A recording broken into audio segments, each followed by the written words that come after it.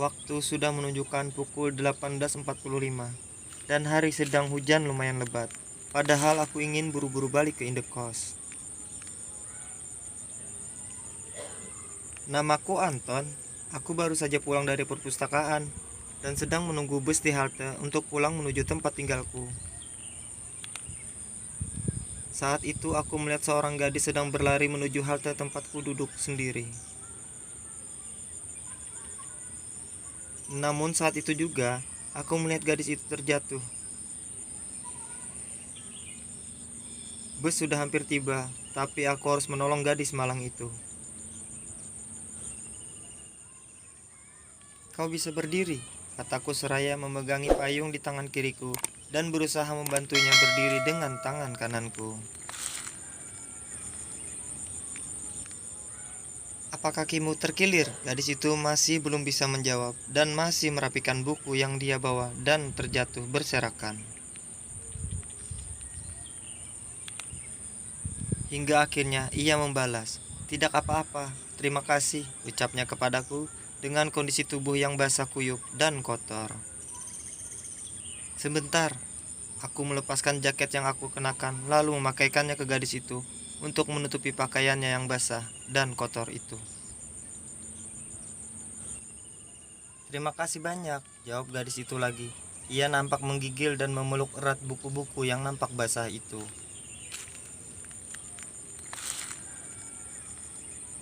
"Rumahmu di mana?" kutanyakan seraya berjalan bersama menuju halte. "Aku saat ini sedang menyewa indekos di dekat kampus," jawabnya. Aku terdiam dan merasa ada sesuatu yang kurang. "Oh, siapa namamu? Kita belum berkenalan."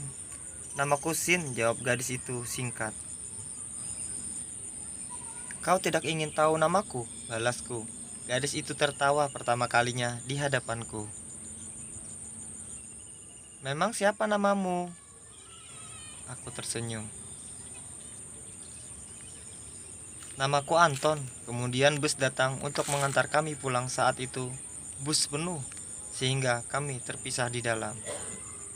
Saat tiba di tujuan, aku nampak kehilangan Sin.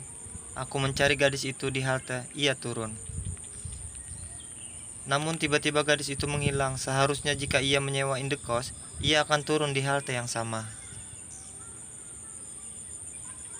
Saat sibuk aku mencari, tiba-tiba seorang menepuk pundakku. "Kau sedang mencari apa?" "Ah, ternyata kau," jawabku. "Aku mencarimu, Sin."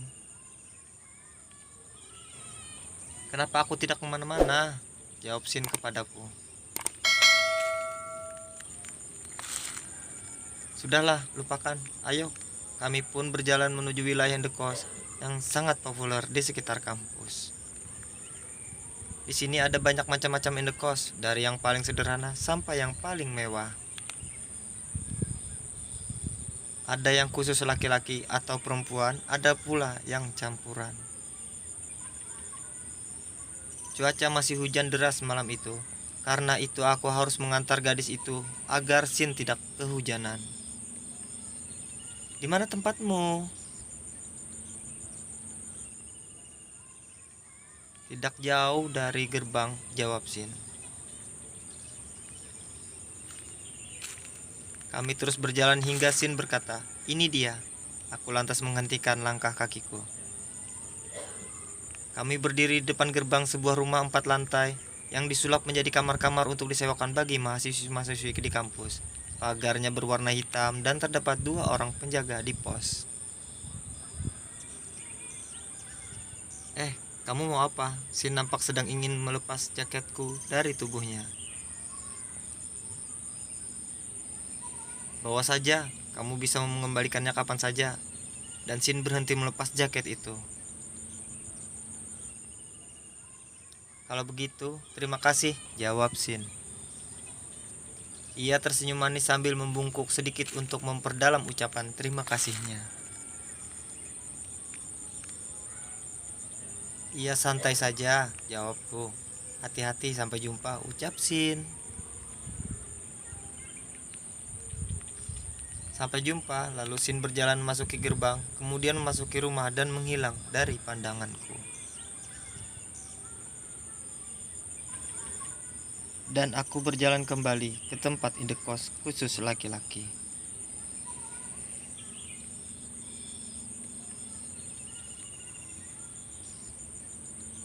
Seharusnya aku tanya dari fakultas mana, bodohnya aku, kata hatiku.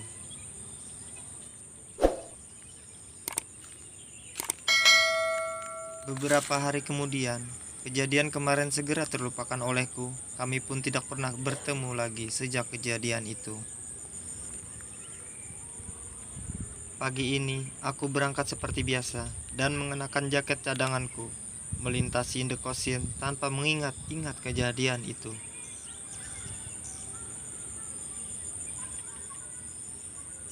Setibanya di kampus, aku belajar seperti biasanya. Dan saat istirahat, aku makan bersama teman-temanku. Kemudian saat selesai kuliah, aku pun keluar kelas dan berjalan pulang seperti biasa. Tapi seseorang yang tidak biasa muncul di dalam perjalananku. Sin, kamu dari fakultas ini?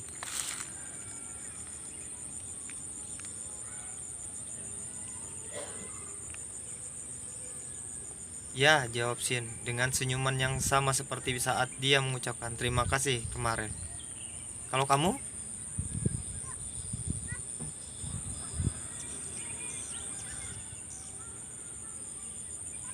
Oh, aku dari fakultas sebelah.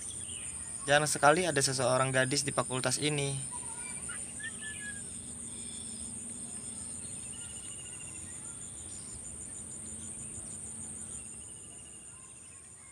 Jarang juga ada laki-laki di fakultasmu, balasin yang diikuti tawa kami.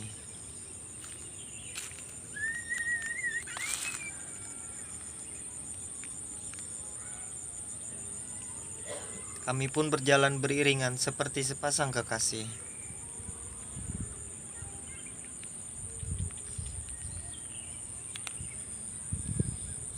Saat suasana diselimuti keheningan sejenak, tiba-tiba Sin berteriak menjerit. Kenapa balasku terkejut?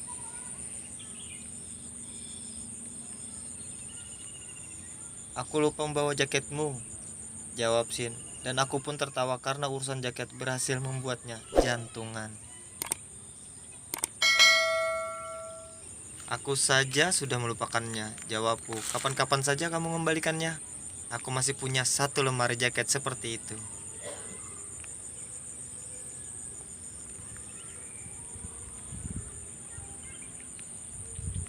Apa kamu penjual jaket? Jawab Sin dengan nada polos.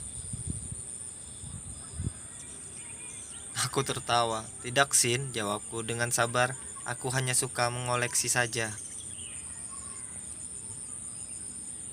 Setelah berbincang cukup banyak, selain jaket akhirnya kami tiba di indekos. Karena paling dekat dengan gerbang kampus dan kami pun setelah itu berpisah. Mulai saat itu aku pun sering bertemu dengan Sin di jalan untuk beranjak pulang. Bahkan kini hampir setiap hari aku dan Sin pulang bersama. Setiap hari pula kami berbincang hal-hal baru yang kadang tidak penting.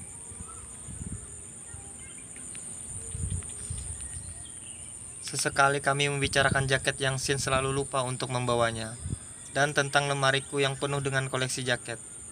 Hal ini pula lama-kelamaan menjadi menarik untuk kami perbincangkan.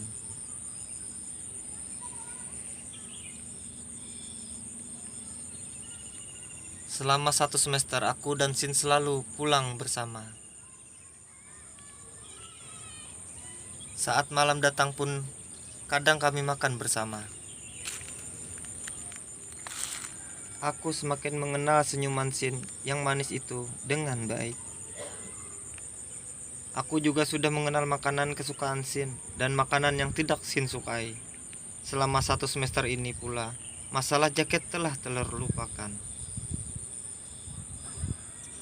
Di tahun terakhir perkuliahan, aku dan Sin mulai jarang bertemu. Kami baru dipertemukan pada saat hari wisuda. Begitu juga dengan kedua orang tua kami.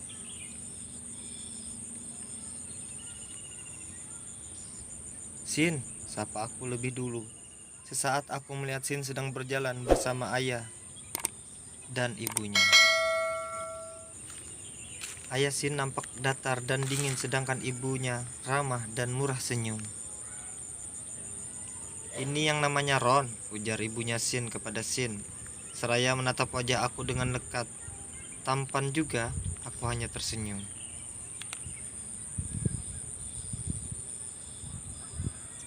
Maaf, saya Anton tante, ujarku. Ibu Sin tersenyum. Maaf om, tante, saya boleh berfoto bareng dengan Sin? Oh, boleh, jawab ibu Sin dengan antusias. Ayo Sin, aku membawa Sin ketemu dengan teman-temanku. Aku minta berfoto bersama Sin. Sin tersenyum lebar, senyumannya manis dan indah, rasanya begitu pula denganku dengan senyuman gagah. Selain itu juga, orang tua Sin nampak berjumpa dengan orang tuaku dan mereka saling ngobrol untuk pertama kalinya. Karena ini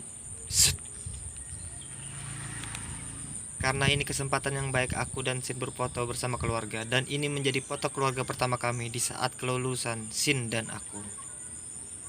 Mungkin hari ini bisa jadi hari terakhir bagi Sin dan aku untuk bertemu. Aku cukup sedih karena harus kehilangan senyum manis Sin.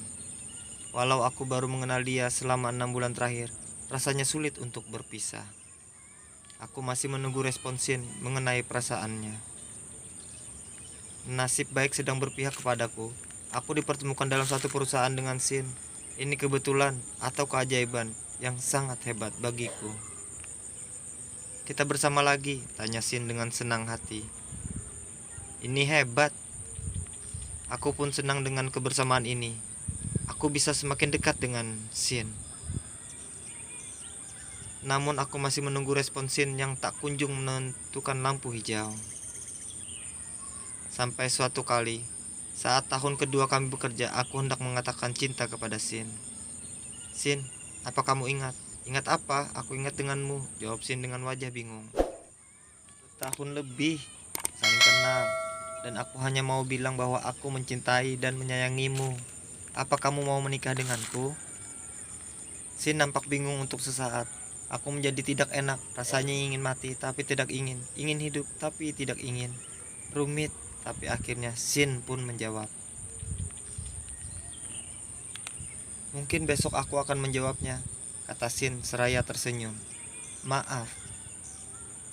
Tidak apa-apa, jawabku. Aku harus bersabar agar hari esok tiba. Dan pada hari esok tiba, aku kembali bertanya pada Sin. Jadi bagaimana jawabanmu? Sin terdiam sejenak dan berpikir. Tapi kemudian dia berkata, aku ingat sesuatu. Aku masih menunggu. Sin membuka tasnya dan kemudian mengeluarkan sebuah jaket berwarna biru tua yang tercium wangi sekali. Jaket itu nampak baru saja dicuci kemarin. Ini jaketmu, Sin menyerahkannya kepadaku.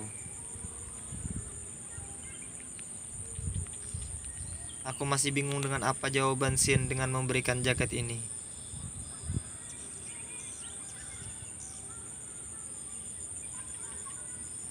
Aku kembali bertanya, jadi apa kamu mau nggak jadi istriku? Sin terlihat kaget dan hendak berkata sesuatu tapi tertahan sejenak. Namun akhirnya dia berusaha menjawab. Ya, aku mau. Tentu ini adalah jawaban yang aku tunggu-tunggu. Dan aku pun langsung memeluk Sin dengan dibalas senyum manis bahagia. Jai. Pernikahan segera dilaksanakan 6 bulan setelahnya. Orang tua Sin dan aku telah merestui dan mendukung pernikahan kami berdua.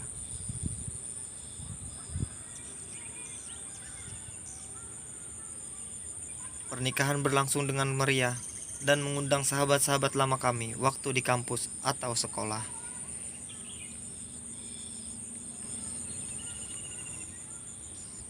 Hari itu menjadi hari paling bahagia bagi kami. Setahun setelah, kami dikaruniai anak laki-laki dan kami beri nama anak itu Roni.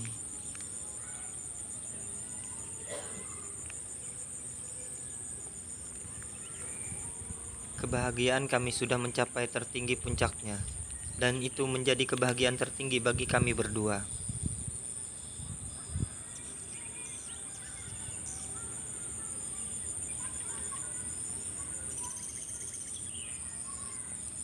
Ron, kamu sudah mengganti popok Ton.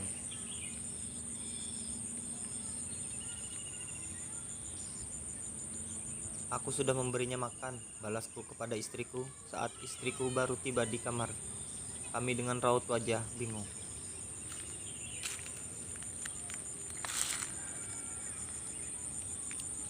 Aku sepertinya melupakan sesuatu, kata istriku. Kemudian dia berdiri dan menuju lemari pakaian saat aku membaringkan tubuhku di kasur.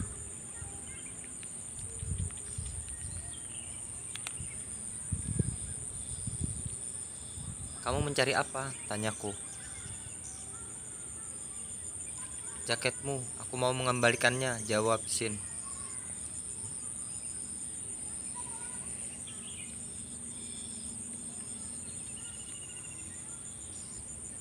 Aku semakin bingung dan berdiri menghampiri istriku.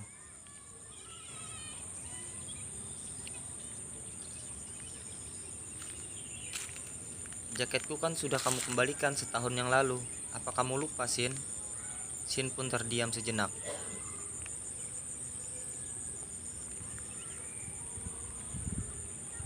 Kemudian dia tersenyum dan menyadari kesalahannya, dan aku memaklumi istriku yang manis itu.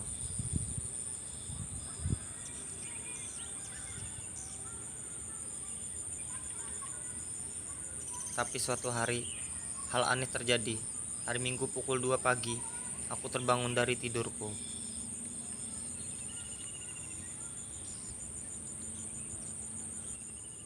Aku melihat Shin sedang duduk di meja rias, dan melihatnya sedang memakai bedak dan gincu.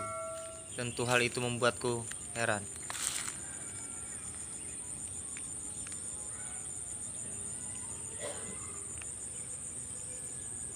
Shin, kamu sedang apa? Tanyaku yang nampak sangat bingung.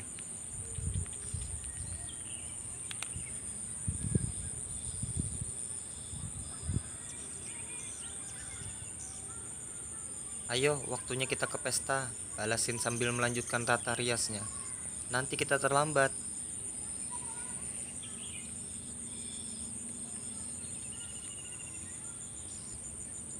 Aku kembali melihat jam dinding tidak mati dan berjalan normal. Kemudian aku memeriksa ponsel, dan benar masih pukul 2.15 dini hari. Aku berdiri dan menghampiri istriku.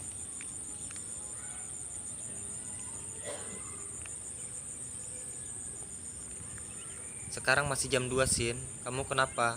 Aku memeluk istriku dari belakang, sambil meneteskan beberapa butir air mata.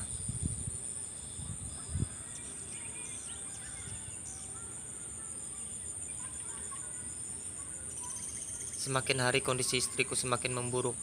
Shin mulai kesulitan untuk bangun dan berdiri, bahkan berjalan. Aku semakin sedih dan terus menangis. Kamu kenapa menangis, Ron? Tanya Shin istriku. Aku Anton sayang, jawabku, yang sambil menangis di hadapan istriku yang kini sedang terbaring di kasur putih rumah sakit. Oh, jaketmu masih belum aku kembalikan ya? Kata Shin istriku. Aku terus meneteskan air mata, tak henti-hentinya. Walau aku tahan, semakin aku tahan air mata ini, semakin air mata menerobos rasa.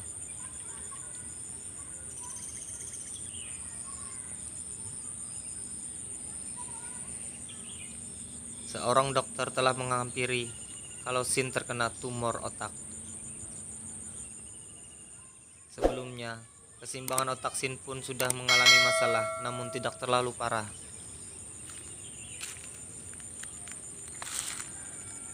Saat ini tumor sudah menggerogoti otak Shin dan harus dilakukan operasi besar yang kemungkinan selamatnya hanya 33%. Kedua orang tua Shin pun baru mengetahui penyakit lama anak satu-satunya ini.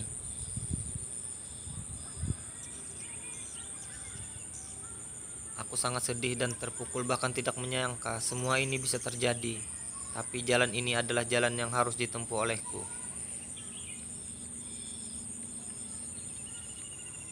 Tiap hari, aku membantu Sin untuk makan, bekerja, dan menjawab pertanyaan-pertanyaan Sin. Anton, kira-kira lagi apa di rumah Ron?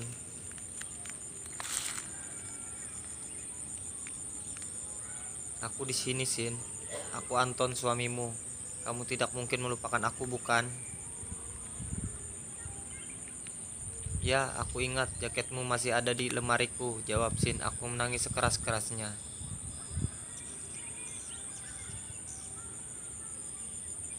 Tiba-tiba tubuh Sin mendadak bergetar hebat dan kejang-kejang.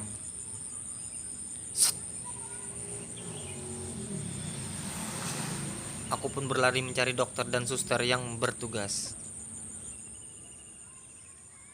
Berteriak di sepanjang lorong rumah sakit untuk mencari pertolongan.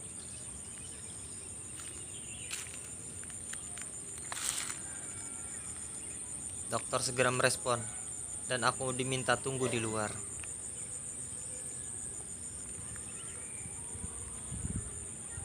Kejadiannya begitu cepat. Shin dinyatakan meninggal dunia pada pukul 18.45 karena tumor otak.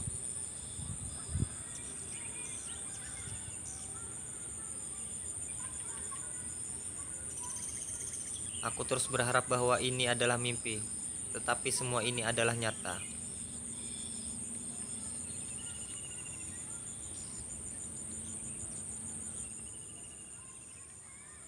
Sekarang aku kehilangan cahaya di hidupku. Senyum manis, tawa polos dari gadis pertama kali aku bantu. Saat hujan di jam dan di waktu yang sama. Saat gadis itu meninggal.